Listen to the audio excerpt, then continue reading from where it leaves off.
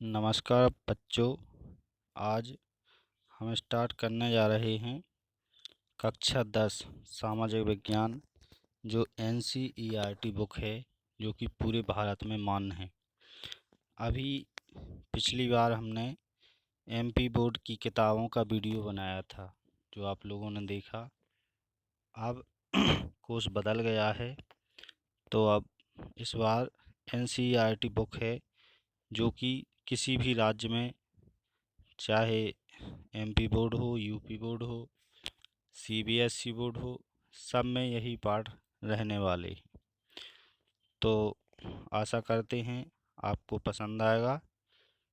तो बिना समय गवाए शुरू करते हैं। ये सामाजिक विज्ञान का पाठ भूगोल का पहला अध्याय है, संसाधन एवं विकास। तो शुरू करेंगे। सबसे पहले हम देखेंगे कि संसाधन होते क्या हैं। तो संसाधन का मतलब होता है कि वे साधन जिनका हम उपयोग करते हैं, यानी हमारे जो पर्यावरण है, हमारे पर्यावरण में उपलब्ध प्रत्येक वस्तु जो हमारी आवश्यकताओं को पूरा करने में प्रयुक्त की जा सकती है। ठीक है, जो हमारे पर्यावरण में उपलब्ध प्रत्येक वस्तु जो हमारी आवश्यकताओं को पूरा करने में प्रयुक्त की जा सकती है और जिसको बनाने के लिए प्रौद्योगिकी उपलब्ध है, जो आर्थिक रूप से संभव और सांस्कृतिक रूप से मान्य है, एक संसाधन है। यानी पर्यावरण में जो भी चीज़ें हैं, पर्वत है, नदियाँ हैं, जो भी चीज़ें हैं, ये सब संसाधन के रूप में हैं। आप मोबाइल देख रहे हो, वीडियो देख रहे हो, तो ये मोबाइल भी एक संसाधन है। कोई भी चीज़ संसाधन जब तक नहीं होती, जब तक हम उसका उपयोग ना करें। यदि हम उसका उपयोग करते हैं, जिस चीज़ का उपयोग करते हैं, वही हमारे लिए संसाधन होती है। तो इसकी जो संसाधन की परिभाषा हो जाएगी कि हमारे पर्यावरण में उपलब्ध प्रत्येक वस्तु जो हमारी आवश्यकताओं को पूरा करने में प्रयुक्त की जा सकती है और जिसको बनाने के लिए प्रौद्योगिकी उपलब्ध है। यानी हमारी जो टेक्निकल चीज़ें हैं, हम उनको बनाते हैं, और जो आर्थिक रूप से संभव और सांस्कृतिक रूप से मान्य है, एक संसाधन है। हमारे पर्यावरण में उपलब्ध वस्तुओं की रूपांतरण प्रक्रिया प्रकृति, प्रौद्योगिकी और संस्थाओं के पारस्परिक क्रियात्मक संबंध में निहित है। मानव प्रौद्योगिकी द्वारा प्रकृति के साथ क्रिया करते हैं, यानी जो प्रौद्योगिकी है उसके द्वारा हम जो है अपने संसाधन बनाते हैं और अपनी आर्थिक गति को तेज करते हैं। तो ये इसकी परिभाषा हो गई। इसके बाद देखेंगे संसाधनों का वर्गीकरण। तो जो संसाधन हैं वो मुख्य रूप से 4 प्रकार के हैं। जो सबसे पहला है उत्पत्ति के आधार पर। उत्पत्ति के आधार पर 2 तरह के संसाधन होते हैं, एक जैव संसाधन और एक अजैव संसाधन। ठीक है, तो प्रकृति के आधार पर संसाधन 2 तरह के होते हैं, एक जैव और एक अजैव।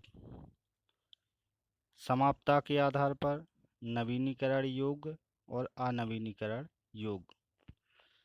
तो देखें, सबसे पहले देखेंगे जैव संसाधन और अजैव संसाधन।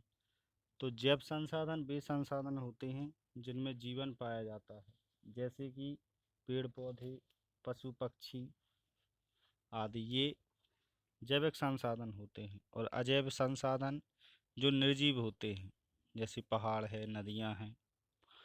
असमाप्ता के आधार पर बात करें तो नवीकरण योग्य और अनवीकरण योग्य, यानी ये नवीकरण योग्य हो गए और अनवीकरण योग्य संसाधन हो गए। नवीकरण संसाधन वे संसाधन होते हैं जिनका हम दोबारा उपयोग करते हैं, यानी जो दोबारा से प्रकट किए जा सकते हैं। जैसे कि पेड़ हैं, पेड़ एक बार कट जाए तो हम दोबारा लगा सकते हैं। ठीक है। और वर्षा जल है, भूमि है, तो ये दोबारा से नए हो जाते हैं। और अनवीकरण वो होते हैं जो जिनका उपयोग हम एक बार कर लेते हैं, फिर दोबारा उनका वो चीज़ समाप्त हो जाती है, जैसे कि पेट्रोल, डीजल आदि। स्वामित्व के आधार पर बात करें तो व्यक्तिगत, सामुदायिक, राष्ट्रीय और अंतर्राष्ट्रीय। विकास के स्तर के आधार पर संभावी, विकसित, भंडार, संचित कोष। अब इसका एक चार्ट दिया हुआ है, इसको समझ लेते हैं। तो इसको देखेंगे। संसाधन, संसाधन दो तरीके से हैं। एक है प्राकृतिक संसाधन, दूसरा है मानवीय संसाधन। प्राकृतिक संसाधन जो हमें प्रकृति से सीधे प्राप्त होते हैं, तो इसके अंतर्गत दो दिए गए हैं। एक है नवीकरण और एक है मानवीय। नवीकरण में देखें तो सतत अथवा प्रवाह, जैसे पवन और जैव, जैव के अंतर्गत हमने बताया जिनमें जीवन पाया जाता है, प्राकृतिक, वनस्पति, वन्यजीव। आणविकरण में देखें तो पुनः चक्रीय और अचक्रीय। पुनः चक्रीय मतलब जिनको तोड़ मरोड़ के दोबारा बनाया जा सकता है, और अचक्रीय यानी जो एक बार समाप्त हो जाए वो दोबारा नहीं बन सकते हैं। मानवीय जो मानव ने अपनी खुद बनाए हैं, संरचनाएं एवं संस्थाएं, मात्रा एवं गुणवत्ता। आगे बात करें, अब बात करते हैं संसाधनों की प्रकार। तो सबसे पहले देखेंगे उत्पत्ति के आधार पर। वो उत्पत्ति के आधार पर हमने बताया थी दो तरह के संसाधन होते हैं। एक होता है जैव संसाधन और एक होता है अजैव संसाधन। तो जैव संसाधन की बात करें तो माने इन संसाधनों की प्राप्ति जीव मंडल से होती है। इन संसाधनों की प्राप्ति जीव मंडल से होती है और इनमें जीवन व्याप्त होता है, जैसे मनुष्य, वनस्पति, प्राणी, मछली जीवन, पशुधन आदि। और अजैव संसाधन की बात करें तो अजैव संसाधन वे सारे संसाधन जो निर्जीव वस्तुओं से बने होते हैं, जैसे इसमें अजैव संसाधन कहलाते हैं, उदाहरण के रूप में चट्टानें और धातुएं। इसके बाद देखें समाप्ता के आधार पर। तो समाप्ता के आधार पर दो तरह के संसाधन हैं। एक नवीकरण योग्य संसाधन है, एक अनवीकरण योग्य संसाधन है। तो नवीकरण योग्य संसाधन देखते हैं। वे संसाधन जिन्हें भौतिक, रासायनिक या यांत्रिक क्रियाओं के द्वारा, ठीक है थोड़ी प्रॉब्लम आ रही है। नवीकरण योग्य संसाधन वे संसाधन जिन्हें भौतिक, रासायनिक या यांत्रिक प्रक्रियाओं द्वारा नवीकृत या पुनः उत्पन्न किया जा सकता है, उन्हें नवीकरण योग्य अथवा पुनः पूर्ति योग्य संसाधन कहा जाता है।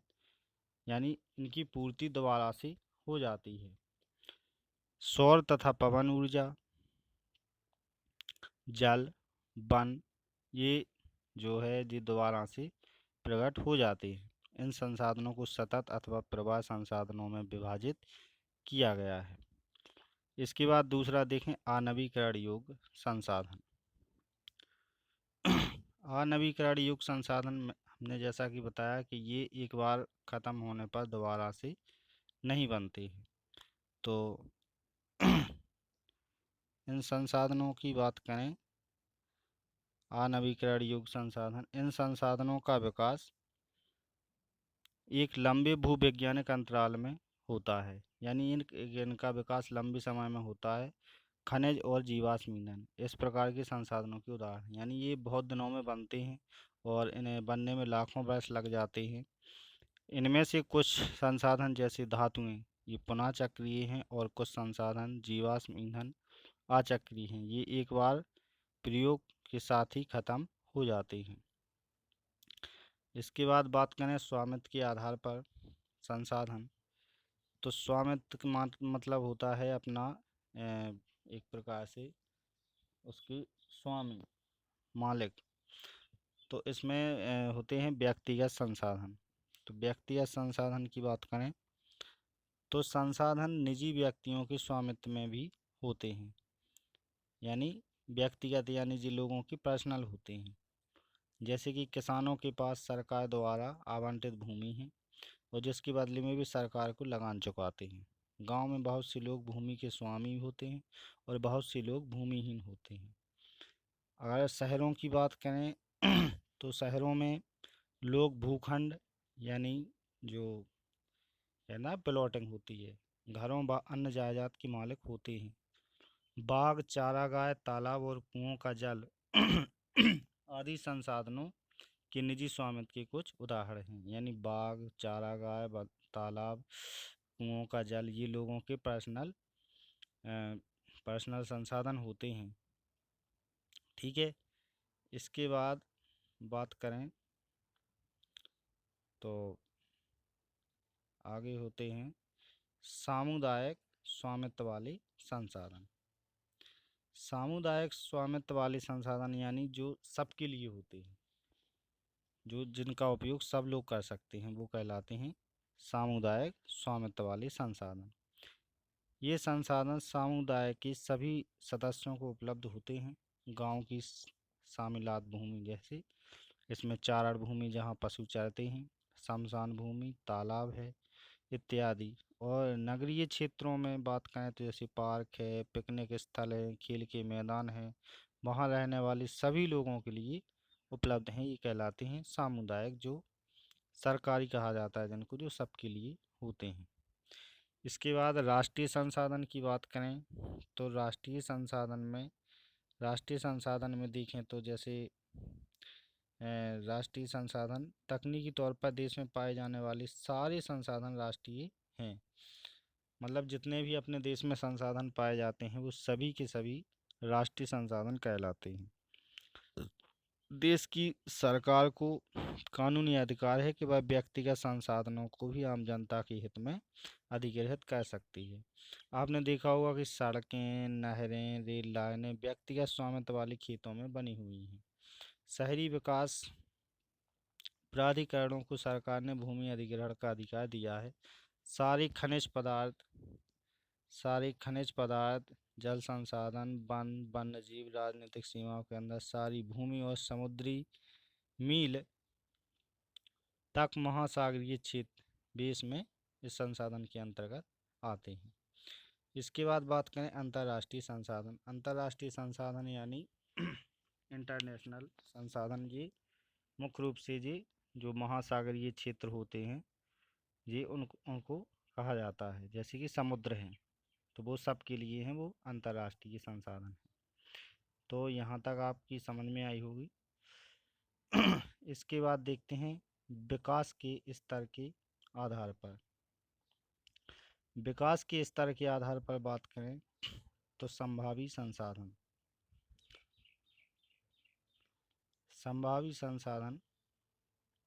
यह वे संसाधन हैं जो किसी प्रदेश में विद्यमान होते हैं परंतु इनका उपयोग नहीं किया गया है।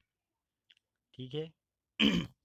मतलब ये इनकी संभावना है कि ये संभावी हैं, हो सकते हैं, ऐसा हम कर सकते हैं। जैसे उदाहरण के लिए अगर देखें कि जैसे नदी है तो हम उस पर बांध बनाकर बिजली पैदा कर सकते हैं। तो ये संभावित संसाधन हैं। तो जैसे इसमें एग्जाम्पल दिया गया है उदाहरण के तौर पर, भारत के जो पश्चिमी भाग हैं विशेषकर राजस्थान, गुजरात में पवन और सौर ऊर्जा संसाधनों की अपार संभावना है परंतु इनका सही ढंग से विकास नहीं हुआ है। तो यह संभाव संसाधन। इसके बाद बात करें विकसित संसाधन। संभाव संसाधन हो गए। इसके बाद हैं विकसित संसाधन, यानी वे संसाधन जिनका सर्वेक्षण किया जा चुका है और उनके उपयोग की गुणवत्ता और मात्रा निर्धारित की जा चुकी है, विकसित संसाधन कहलाते। यानी ये संसाधन कैसे हैं, ये विकसित हो चुके हैं, मतलब बन चुके हैं, वो कहलाते हैं विकसित संसाधन। इसके बाद भंडार, पर्यावरण में उपलब्ध वे पदार्थ जो मानव की आवश्यकताओं की पूर्ति कर सकते हैं परंतु उपयुक्त प्रौद्योगिकी के अभाव में उसकी पहुंच से बाहर है, तो वो कहलाते हैं भंडार। जैसे उदाहरण के लिए दिया है कि जो जल है वो दो गैसों से बना है, हाइड्रोजन और ऑक्सीजन। तो हाइड्रोजन ऊर्जा का मुख्य स्रोत बन सकता है, परंतु इस उद्देश्य से इसका प्रयोग करने के लिए हमारे पास उन्नत तकनीकियां नहीं है। इसके बाद संचित कोष, तो यह संसाधन भंडार का ही हिस्सा है जिन्हें उपलब्ध तकनीकी ज्ञान की सहायता से प्रयोग में लाया जा सकता है, परंतु इनका उपयोग अभी आरंभ नहीं हुआ है। इनका उपयोग भविष्य में आवश्यकता पूर्ति के लिए किया जा सकता है।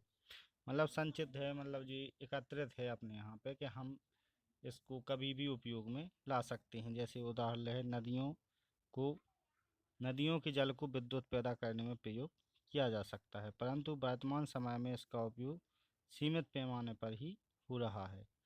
अच्छा, इस प्रकार बांधों में जल, वन आदि संचित कोष हैं जिनका उपयोग भविष्य में किया जा सकता है। तो यहाँ तक हुए। अच्छा, अब है संसाधनों का विकास। तो संसाधन जिस प्रकार मनुष्य के जीवन यापन के लिए अति आवश्यक हैं, उसी प्रकार जीवन की गुणवत्ता बनाए रखने के लिए भी महत्वपूर्ण है। ऐसा विश्वास किया जाता था कि संसाधन प्रकृति की देन है, परिणाम स्वरूप मानव ने इनका अंधाधुंध उपयोग किया है, जिससे निम्नलिखित समस्याएं पैदा हो गई हैं।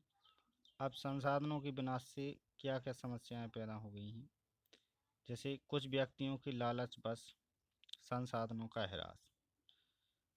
जो कुछ व्यक्ति हैं उनकी लालच ने संसाधनों का ह्रास किया है। अब संसाधन के अंतर्गत जैसे भूमि की खुदाई हो रही है तो वो भी एक संसाधन का ह्रास है, पेड़ों को काटा जा रहा है वो भी संसाधन का ह्रास है। तो जो व्यक्तियों की लालच बस हुआ है। अच्छा, संसाधन समाज के कुछ ही लोगों के हाथ में आ गए हैं, जिससे समाज दो हिस्सों में बंट गया है, एक गरीब और दूसरा अमीर।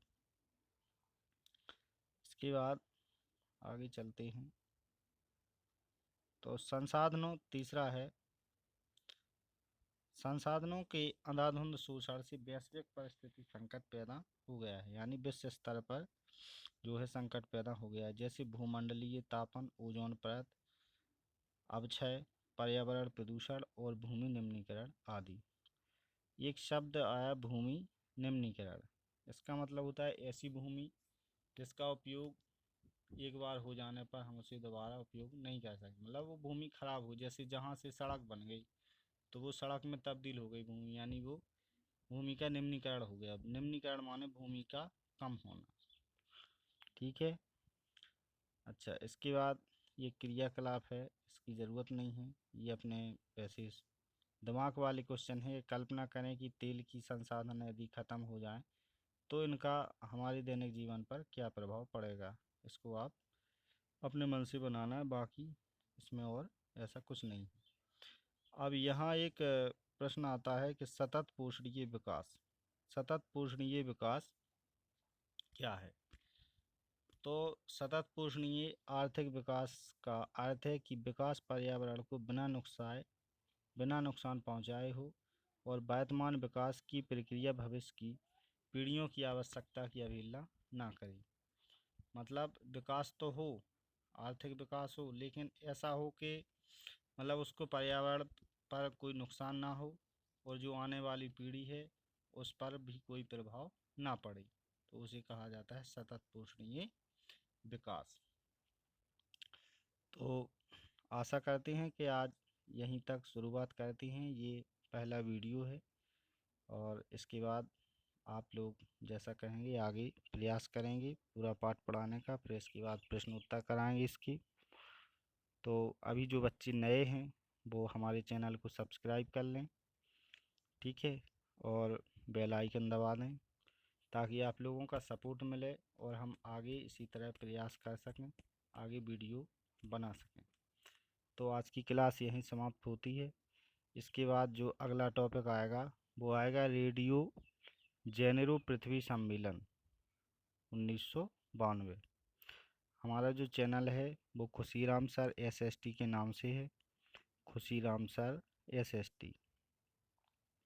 इसके के नाम से चैनल है, तो आप लोग सर्च करके वीडियो देख सकते हैं। तो वीडियो को लाइक कर दें और शेयर कर दें तथा बेल आइकन दबा दें, सब्सक्राइब कर लें। धन्यवाद।